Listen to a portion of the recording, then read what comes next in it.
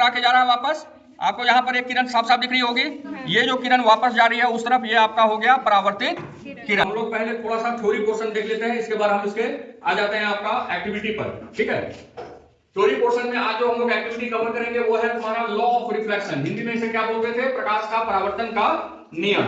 7-8 के बच्चे अच्छे से परिचित हैं, 6 वाले बच्चों के लिए आपको बताया जा रहा है। जैसे हमारे पृथ्वी पर प्रकाश का जो सबसे बड़ा स्रोत होता है वो होता है हमारा सूर्य, और सूर्य का प्रकाश जब आपके पृथ्वी पर किसी सतह पर गिरता है तो गिरने के बाद जिस बिंदु पर गिरता है उसी बिंदु से परावर्तित होकर वापस मुड़ता है। ठीक है, तो यहाँ पर इसी को एक डायग्राम के द्वारा दिखाया गया है। ये हमारा सूर्य हो गया, यहां से इस तरह से ये जो सनलाइट आ रहा है आपका, इसको बोला जाता है आपतित किरण। इंग्लिश में क्या बोलते थे? Incident light. जिस बिंदु पर गिर रहा है इस बिंदु को हम O मानते हैं, और इसी बिंदु से ये वापस क्या हो गया? परावर्तित होकर किधर चला गया?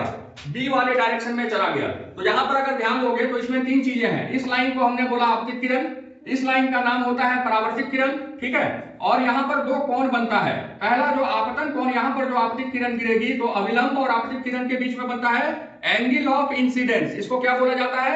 आपतन कोण। और इसी के विपरीत यहां से आपका अविलंब और OB लाइन के बीच में जो कोण बना है इसको नाम दिया जाता है परावर्तन कोण। हमारा सिंपल रूल होता है, लॉ ऑफ रिफ्लेक्शन क्या बोलता था कि आपकी आपतित किरण, परावर्तित किरण एवं अविलंब, अविलंब ये बीच वाला है, ये जो देख रहे हो ना, ये आपका अविलंब हो गया। ये तीनों एक ही सतह पर उपस्थित होते हैं। देख रहे हो, आपतित किरण भी इसी पर गिर रहा है, इसी सतह पर, अविलंब भी इसी पर है, और परावर्तित किरण भी इसी सतह पर है। और इसका दूसरा आपका जो पॉइंट होता है वो ज्यादा इंपॉर्टेंट है। दूसरा पॉइंट हमारा क्या होता था? आपतन कोण जो होता है यह हमेशा परावर्तन कोण के बराबर होता है। तो यहां पर अगर देखोगे तो एंगल AON ये हो गया आपका आपतन कोण, और एंगल BON इसको हम बोलते हैं परावर्तन कोण। तो इन दोनों का मान हमेशा कैसा होगा?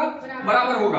अगर तुम आपतन कोण को मानते हो 15 डिग्री तो परावर्तन कोण भी होगा 15 डिग्री। ठीक है, तो हम लोग पहले इस कॉन्सेप्ट को अभी एक्टिविटी से देखेंगे, इसके बाद हम लोग दूसरे पे आते हैं, लेंस वाले पे। ठीक है, आ जाओ, कौन सा बच्चे लोग भी उठ जाना।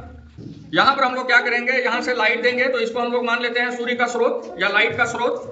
इस समतल दर्पण पे जिस बिंदु पर गिरेगा उसी बिंदु से देखना, परावर्तित होकर जाके इस स्क्रीन पे आपको एक लाइट दिखना शुरू होगा और आपको पूरा एक किरण भी दिखेगा। ठीक है, तो हम देखिए यहाँ थोड़ा सा फोकस करते हैं, थोड़ा सा इधर ले आओ, इधर आओ, तुम इधर आओ,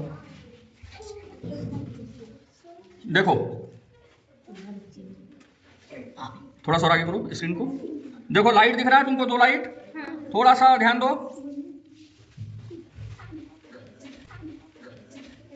हाँ देखिए, हमारा ग्रीन लाइट है, किस बिंदु पर टकरा रहा है?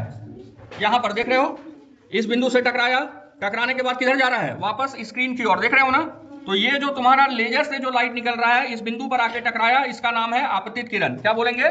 आपतित किरण। इस बिंदु पर ये हो गया हमारा अविलंब, बीच का ये जो एरिया आपको दिख नहीं रहा है ये अविलंब है। और यहां से देखिए, थोड़ा सा उधर धुआं करो, देखो ये किरण हमारा टकरा के जा रहा है वापस, आपको यहाँ पर एक किरण साफ साफ दिख रही होगी, ये जो किरण वापस जा रही है उस तरफ, ये आपका हो गया परावर्तित किरण। तो इसमें हम लोग सिंगल लाइट का देख पा रहे हैं कि यहाँ से एक लाइट का प्रकाश का स्रोत आया और ये परावर्तित होकर चला जा रहा है उधर। अब हम लोग इसी को क्या करते हैं, थोड़ा सा चेंज करके देखेंगे कि अगर एक साथ मल्टीपल लाइट गए, बहुत सारा लाइट अगर हम इस पे गिराएंगे तो हमको किरण किस तरह का दिखेगा। ठीक है, तो इसको हम थोड़ा सा चेंज कर देते हैं। देखो